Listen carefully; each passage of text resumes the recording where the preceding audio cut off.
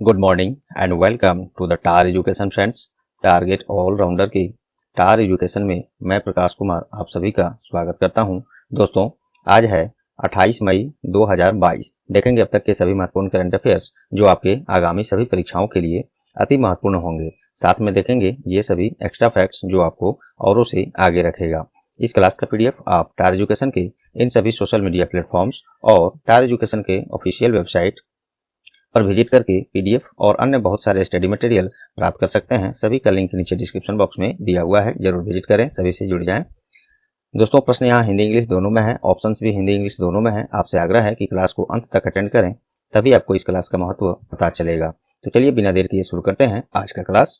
The first question is, where has India's largest drone festival 2022 been inaugurated recently? हाल ही में कहां भारत के सबसे बड़े ड्रोन उत्सव 2022 का उद्घाटन किया गया है? सही जवाब है दिल्ली में। प्रधानमंत्री श्री नरेंद्र मोदी के द्वारा दिल्ली के प्रगति मैदान में सबसे बड़े ड्रोन उत्सव, जिसे भारत ड्रोन उत्सव 2022 का नाम दिया गया है, इसका उद्घाटन किया गया है। भारत ड्रोन महोत्सव 2022 में सरकारी अधिकारियों, सशस्त्र बलों, केंद्रीय सशस्त्र पुलिस बलों, सार्वजनिक क्षेत्र की इकाइयों, विदेशी राजनयिकों, निजी कंपनियों के साथ साथ ड्रोन स्टार्टअप्स जो भी हैं आदि सहित 1600 से अधिक प्रतिनिधि इसमें भाग ले रहे हैं। और इसमें उल्लेख किया गया है कि 70 से अधिक प्रदर्शक ड्रोन महोत्सव में ड्रोन के विभिन्न उपयोग मामलों को प्रदर्शित करेंगे। और बाकी यही सब इसमें डिटेल्स है, जो कि बस आप ऐसे भी समझ सकते हैं। मेन है ऑप्शन से हम लोग देखते हैं इसी प्रश्न पर आधारित, जैसे कि यह है कि भारत का सबसे बड़ा, तो इसी तरह के इसी पर आधारित ऑप्शन से हम लोग काफी महत्वपूर्ण ये देखेंगे। आप ध्यान से सुनिएगा, जो आपके आगामी परीक्षाओं के लिए महत्वपूर्ण होंगे। जयपुर क्यों न्यूज में है? तो देखिए, विश्व का तीसरा सबसे बड़ा क्रिकेट स्टेडियम का आधारशिला कहाँ रखा गया है? तो अपने ही भारत में राजस्थान की राजधानी जयपुर में विश्व का तीसरा सबसे बड़ा क्रिकेट स्टेडियम का शिलान्यास आधारशिला रखा गया है। ये आपको जानना जरूरी है। तो ये तो हो गया कि विश्व का तीसरा सबसे बड़ा क्रिकेट स्टेडियम बन रहा है। बात करें यदि विश्व का सबसे बड़ा क्रिकेट स्टेडियम कहाँ है, तो काफी गर्व की बात है, ये भी अपने भारत में ही गुजरात के अहमदाबाद में है। और उस स्टेडियम का नाम है, पहले तो उस स्टेडियम का नाम मोटेरा स्टेडियम था, मोटेरा स्टेडियम इसको, लेकिन इसका नाम बदलकर अब इस स्टेडियम का नाम क्या रखा गया है? नरेंद्र मोदी स्टेडियम कर दिया गया है इस स्टेडियम का। और यही जो है विश्व का सबसे बड़ा क्रिकेट स्टेडियम है अपने भारत में, गुजरात के अहमदाबाद में। तो इसको याद रखिएगा। ये तो हो गया विश्व का सबसे बड़ा क्रिकेट स्टेडियम। दूसरा सबसे बड़ा अगर देखा जाए क्रिकेट स्टेडियम विश्व में कहाँ है, तो वो है मेलबोर्न क्रिकेट स्टेडियम, जो ऑस्ट्रेलिया में है। ठीक है, इसको ये तीनों, और तीसरा हो गया जयपुर में बन रहा है। तो काफी महत्वपूर्ण है, मुझे लगता है, और रियल में है भी। आपको ये पसंद आया होगा। चलिए, बोध गया ये न्यूज में क्यों है?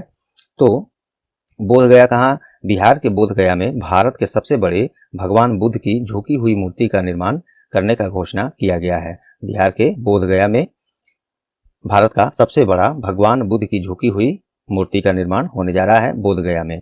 बिहार में हो रहा है, तो बिहार की राजधानी कहाँ है? बिहार की राजधानी पटना है। मुख्यमंत्री वर्तमान में कौन है? नीतीश कुमार हैं। और बिहार के वर्तमान राज्यपाल अर्थात गवर्नर कौन है? तो वो है फागू चौहान। ये सभी फैक्ट्स यहाँ से याद रखेंगे। अब है गुरुग्राम, ये न्यूज में क्यों है? तो भारत के सबसे बड़े ईवी चार्जिंग स्टेशन, ईवी अर्थात इलेक्ट्रिक व्हीकल चार्जिंग स्टेशन कहाँ लॉन्च हुआ है? और ये भारत का सबसे बड़ा है, तो ये हुआ है वही हरियाणा के गुरुग्राम में। हरियाणा में हुआ है, तो हरियाणा की राजधानी कहाँ है? तो वो है चंडीगढ़। हरियाणा के वर्तमान मुख्यमंत्री कौन है? मनोहर लाल खट्टर। और वर्तमान में हरियाणा के गवर्नर कौन है अर्थात राज्यपाल कौन है? तो बंडारू दत्तात्रेय। ये सभी फैक्ट्स पहले प्रश्न से दोस्तों, ये सभी फैक्ट्स ऑप्शन से ये सभी फैक्ट्स हमने दिया। उम्मीद करता हूं आपको ये पसंद आए होंगे, परीक्षा उपयोगी लगे होंगे। यदि लगे हैं तो प्लीज अभी लाइक बटन दबा दें। और लास्ट में, मैं नहीं कहूंगा कि अभी ही, लास्ट में ही आप इस सेशन को आपके पास जितने भी एजुकेशनल केवल ग्रुप्स हैं और फ्रेंड्स जो लोग तैयारी कर रहे हैं, उनके पास इसको शेयर करके आप हमारी सहयोग करें, टार एजुकेशन का सहायता करें। और चैनल पर आप नए हैं या चैनल को अब तक सब्सक्राइब नहीं किए हैं, तो अभी सब्सक्राइब बटन दबा दें और साथ में बेल आइकन भी दबा दें। पहले से सब्सक्राइब कर लिए हैं तो आपका बहुत बहुत धन्यवाद। दोबारा से सब्सक्राइब बटन नहीं दबाएंगे, नहीं तो अनसब्सक्राइब हो जाएगा। और मुझे पूरा विश्वास है दोस्तों, उम्मीद है आप लोग से इतना सहयोग आप लोग जरूर करेंगे। चलिए दोस्तों, नेक्स्ट क्वेश्चन हम लोग देखते हैं। Recently the novel Tomb of Sand has become the first novel translated from Hindi to win international Booker prize. This novel has been written by whom? हाल ही में उपन्यास टॉम्ब ऑफ सैंड अंतर्राष्ट्रीय बुकर प्राइज जीतने वाला पहला हिंदी से अनुवादित पहला उपन्यास बन गया है। यह उपन्यास किनके द्वारा लिखा गया है? Tomb of sand. तो ये लिखा गया है गीतांजलि श्री के द्वारा। ये हिंदी लेखक हैं गीतांजलि श्री, इन्हीं का ये उपन्यास है टॉम्ब ऑफ सैंड। इसी को हिंदी से इंग्लिश भाषा में ट्रांसलेट किया गया है और इसे अब इसे बुकर इंटरनेशनल बुकर पुरस्कार से सम्मानित किया गया है और ऐसा होने वाला ये पहला ऐसा हिंदी भाषा का उपन्यास है। चलिए कुछ और फैक्ट्स हम आपको बताते हैं। बुकर प्राइज जो है प्रत्येक वर्ष वैसे पुस्तक को दिया जाता है जो किसी अन्य भाषा से अंग्रेजी भाषा में ट्रांसलेट किया गया हो और यूनाइटेड किंगडम या आयरलैंड में उसे पब्लिश किया गया हो, मुद्रित किया गया हो।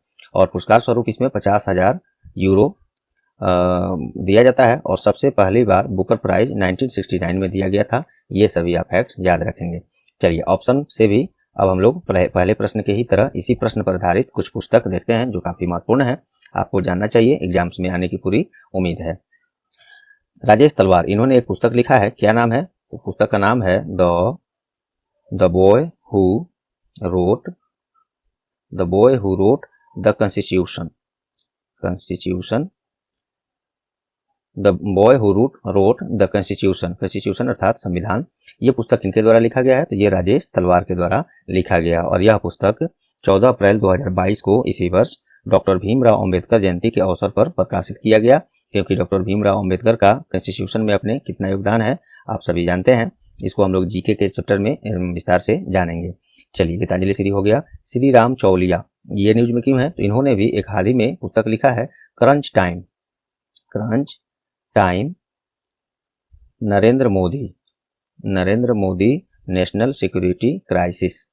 ये पुस्तक का नाम है crunch time Narendra Modi national securities crisis. ये पुस्तक किनके द्वारा? तो श्री राम चौलिया के द्वारा लिखा गया है। इसमें इस पुस्तक में यह बताया गया है कि मोदी सरकार के दौरान देश पर आए विभिन्न समस्याओं, सिक्योरिटी सुरक्षा से संबंधित उसको कौन सी समस्या आई, उसको निपटने में सरकार की क्या योगदान रही, अपनी सेनाओं की क्या योगदान रही, सरकार का क्या निर्णय रहा, इसी को चर्चा इस पुस्तक में किया गया है। तो crunch time Narendra Modi national securities crisis ये श्री राम चौलिया ने लिखा है।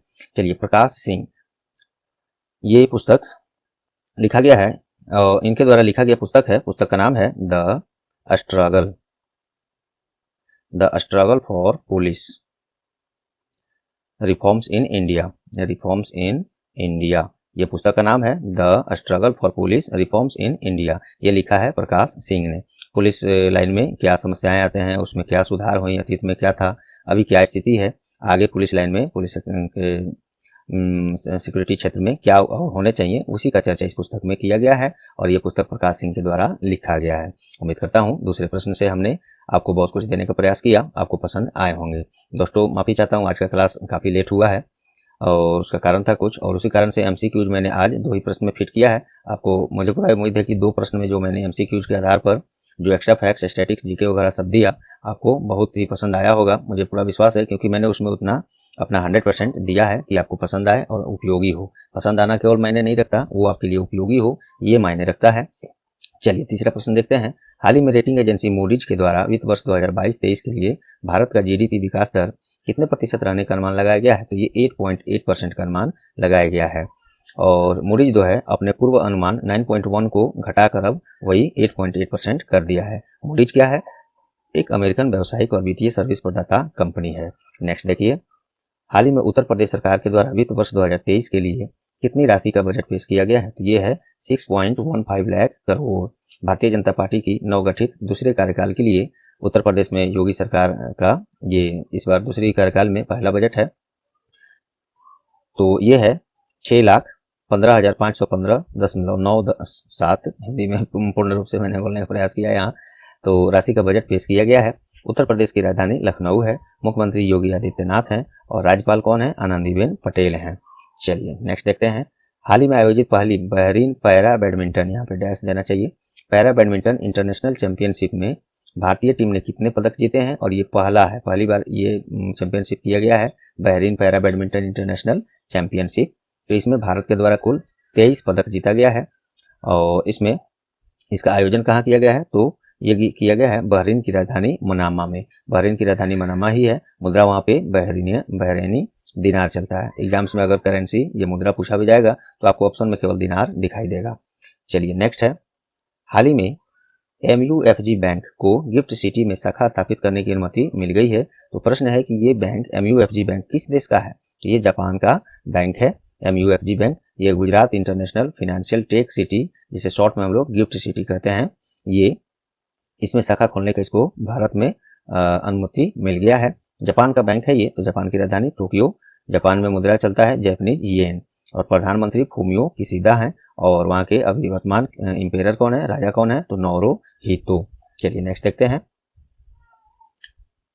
हाल ही में भारत की अदानी ग्रुप ने किस देश के T20 क्रिकेट लीग में फ्रेंचाइजी टीम का अधिग्रहण किया है? तो ये संयुक्त राज्य अमीरात UAE में T20 क्रिकेट लीग होने जा रहा है, उसमें फ्रेंचाइजी टीम का अधिग्रहण किया है अपने यहाँ का अदानी ग्रुप ने। जैसे अपने यहाँ IPL होता है, इंडियन प्रीमियर लीग T20, उसी तरह। चलिए दोस्तों, अचानक ऐसे कहा थे हम लोग, हाँ, तो IPL जैसे अपने यहाँ होता है T20, उसी तरह वहाँ भी होने जा रहा है, और उसमें फ्रेंचाइजी टीम खरीदने अधिग्रहण किया है अपने यहाँ का अदानी ग्रुप। चलिए, और ये UAE की T20 लीग अमीरात क्रिकेट बोर्ड के द्वारा लाइसेंस प्राप्त एक वार्षिक आयोजन है, जैसे अपने IPL है, ठीक उसी तरह UAE की बात हो रही है। तो देखते हैं हम लोग UAE के बारे में। देखिए, यूनाइटेड अरब एमिरेट्स UAE, इसका राजधानी अबू धाबी है। मुद्रा वहाँ पे UAE दिरहम चलता है। प्रेसिडेंट शेख मोहम्मद बिन जायद अल नहयान है, और क्राउन प्रिंस अभी यहाँ पे इनका हाल ही में निधन हो गया है, तो ये अभी खाली है, इसका अभी घोषणा नहीं हुआ है। नेक्स्ट क्वेश्चन हम लोग देखते हैं। दिल्ली सीमा शुल्क बोर्ड के द्वारा कंटेनर को ट्रैक करने के लिए कौन सी पहल का शुरुआत किया गया है? तो ये है निगाह नाम से एक पहल शुरू किया गया है। दिल्ली सीमा शुल्क क्षेत्र के आयुक्त हैं श्री सुरजीत भुजबल, इन्हीं के द्वारा ICD गढ़ी हर शुरू गुरुग्राम में इस परियोजना को अर्थात निगाह का उद्घाटन किया गया है। इसके द्वारा जो है निगाह ICTM अर्थात ये एक कंटेनर ट्रैकिंग मॉड्यूल है। इसका उपयोग करके कंटेनर वो जो जिसमें कोई भी प्रोडक्ट, कोई माल, अनाज, बहुत कुछ अपने देश के अंदर में कहीं भी पहुंचाया जाता है, उसके अलावा खासकर विदेशों में जब उसको पहुंचाया जाता है, तो वही कंटेनर की बात हो रही है। इसको सही तरीके से ट्रैक करने के लिए ये निगाह जो पहल है शुरू किया है। दिल्ली से संबंधित बातें हुई हैं। तो चलिए, दिल्ली के मुख्यमंत्री अभी अरविंद केजरीवाल हैं, और दिल्ली के उपराज्यपाल अर्थात लेफ्टिनेंट गवर्नर अभी नए बने हैं, बिल्कुल 2-3 रोज पहले शपथ लिए हैं। विनय कुमार सक्सेना KVIC खादी विकास इंडस्ट्रियल कॉर्पोरेशन, इसके भी अध्यक्ष रहे हैं वो। और दिल्ली पुलिस कमिश्नर अर्थात दिल्ली पुलिस आयुक्त अभी कौन है? राकेश अस्थाना। दिल्ली के लोकायुक्त कौन है? हरीश चंद्र मिश्रा, ये भी हाल ही में बने हैं। ये सभी महत्वपूर्ण बातें हैं, याद रखेंगे। हाल ही में कौन खुद का जैव विविधता रजिस्टर प्राप्त करने वाला भारत का पहला मेट्रो शहर बन गया है? तो कोलकाता। जैव विविधता का विस्तृत रजिस्टर तैयार करने वाला देश का पहला मेट्रो शहर कोलकाता बन गया है। और ये जो है, देखिए, इस कोलकाता नगर निगम ने पीपुल्स बायोडाइवर्सिटी रजिस्टर जारी किया है, जो शहरों में फूलों, जीवों की किस्मों के अलावा हर चीज उस रजिस्टर में होगा, जो आसानी से देखा जा सकता है, और किसी सूचना के लिए उपयोग के लिए उसका उपयोग किया जा सकता है। इसके भूमि का उपयोग, मानव गतिविधियों, सबका डिटेल्स उसमें रहेगा। कोलकाता से संबंधित बातें हुई हैं, चलिए देख लेते हैं। पश्चिम बंगाल की राजधानी ही है कोलकाता। पश्चिम बंगाल राज्य का स्थापना 26 जनवरी 1950 में मुख्यमंत्री ममता बनर्जी हैं, और जगदीप धनखड़ वहाँ के वर्तमान राज्यपाल हैं, गवर्नर हैं। नेक्स्ट है, हाल ही में RBI के द्वारा गैर बैंक संस्थाओं के लिए भारत बिल भुगतान परिचालन इकाइयों की स्थापना के लिए जो आवश्यक रिक्वायर्ड नेटवर्थ आवश्यकता था 100 करोड़, उसको अब घटाकर कितना कर दिया गया है? तो 25 करोड़। ये बैंकिंग वालों के लिए ज्यादा महत्वपूर्ण हो सकता है प्रश्न। तो 100 करोड़ अब जो रिक्वायर्ड नेटवर्थ पूंजी था, उसको घटाकर 25 करोड़ कर दिया गया है। RBI ने ये फैसला लिया है। तो RBI के बारे में देखिए, reserve bank of India, headquarter Mumbai है। स्थापना इसका 1 अप्रैल 1935 में, राष्ट्रीयकरण 1 जनवरी 1949 में। राज्यपाल शक्तिकांत दास हैं, और इसमें RBI में 4 डिप्यूटी गवर्नर होते हैं: Mahesh Kumar Jain, Michael Debabrata Patra, M Rajeshwar Rao, T Ravi Shankar. चलिए नेक्स्ट क्वेश्चन हम लोग देखते हैं। Where has the global organic expo 2022 been organized recently? हाल ही में कहाँ ग्लोबल ऑर्गेनिक एक्सपो 2022 का आयोजन किया गया है? तो ये नई दिल्ली में किया गया है। तीसरा एडिशन है, ये भी ध्यान रखेंगे। ग्लोबल ऑर्गेनिक एक्सपो 2022 ये इंडियन एग्रीकल्चरल रिसर्च इंस्टीट्यूट अर्थात IARI पूसा नई दिल्ली के द्वारा किया गया है, उसी में किया गया है। और इसका विषय क्या रखा गया इस बार? मानवता के लिए लाभप्रदता। इसी के साथ इस सम्मेलन का शुरुआत किया गया है, जिसमें जैविक उत्पादकों, aggregators, processor, value chain integrates और उद्योग भागीदारों के लिए एक महत्वपूर्ण ये मंच है। और इसमें एक ये भी पूछा जा सकता है आपको, अगर क्वेश्चन डीप में गया तो इस जो है ये जो ग्लोबल ऑर्गेनिक एक्सपो 2022 है, इसका किया जा रहा है नई दिल्ली में। इसमें सिक्किम के पूर्व मुख्यमंत्री और एसडीएफ अध्यक्ष पवन चामलिंग को विशिष्ट अतिथि के रूप में आमंत्रित किया गया है। IARI का फुल फॉर्म मैंने ऊपर बताया था, फिर देख लीजिए, इंडियन एग्रीकल्चरल रिसर्च इंस्टीट्यूट। चलिए दोस्तों, ये रहे आज के सभी महत्वपूर्ण करंट अफेयर्स प्रश्न। आज का देखते हैं question of the day. Recently who has become the first women fighter aviator of the Indian army? हाल ही में कौन भारतीय सेना की पहली महिला लड़ाकू एविएटर बन गई हैं? तो इसका जवाब पिछली क्लास में मैंने दे चुका है और उम्मीद है कि आपको याद होगा। अगर याद है तो भी, नहीं याद है तब तो बिल्कुल और ज़रूरी है आपका इसको फिर से क्लास देखिए या गूगल सर्च कर लीजिए और इसको याद करके और कमेंट में इसको चिपका भी दीजिए, कमेंट कर दीजिए। कमेंट आना चैनल के लिए बहुत ज़रूरी होता है दोस्तों, मैं रिक्वेस्ट करता हूँ, आप लोग करते नहीं हैं लेकिन करिए ज़रूर। तो दोस्तों चलिए, उम्मीद करता हूँ आज का क्लास आपको परीक्षा उपयोगी लगे होंगे। यदि लगे हैं तो प्लीज़ अभी तक लाइक बटन नहीं दबाए हैं तो लाइक बटन दबा दीजिए। और इस सेशन को अब समय आ गया है, आपके पास जितने भी एजुकेशनल ग्रुप्स हैं उनको, वैसे फ्रेंड्स जो लोग तैयारी कर रहे हैं उनके पास शेयर करके टार एजुकेशन का सहयोग करें। और चैनल पर आप नए हैं या चैनल को अब तक सब्सक्राइब नहीं किए हैं तो अभी सब्सक्राइब बटन दबा दें और साथ में बेल आइकन भी दबा दें। और आप हमसे सोशल मीडिया, इन सभी सोशल मीडिया प्लेटफॉर्म्स पर जुड़ सकते हैं। ऑफिशियल वेबसाइट है टार एजुकेशन का, उससे भी जुड़ सकते हैं, सभी का लिंक नीचे दिया हुआ है। अन्य टॉपिक वाइज क्लास, जीके और उनका सबका लिंक प्लेलिस्ट का दिया हुआ है, उसको भी विजिट करें, सबका लिंक नीचे है। सबका आप लाभ उठाएं और दोस्तों के साथ शेयर करें। और जल्द ही हम लोग सब ये एग्जाम बेस्ड, जैसे SSC, railway, NTPC, group D, Bihar सचिवालय, बहुत सारे एग्जाम बेस्ड आधारित मेन मुख्य और बैंकिंग आधारित स्पेशल, ये सभी क्लास हम लोग शुरू करने जा रहे हैं। तो आप बने रहें दोस्तों के साथ, तब तक ये सब चर्चा करें, शेयर करें।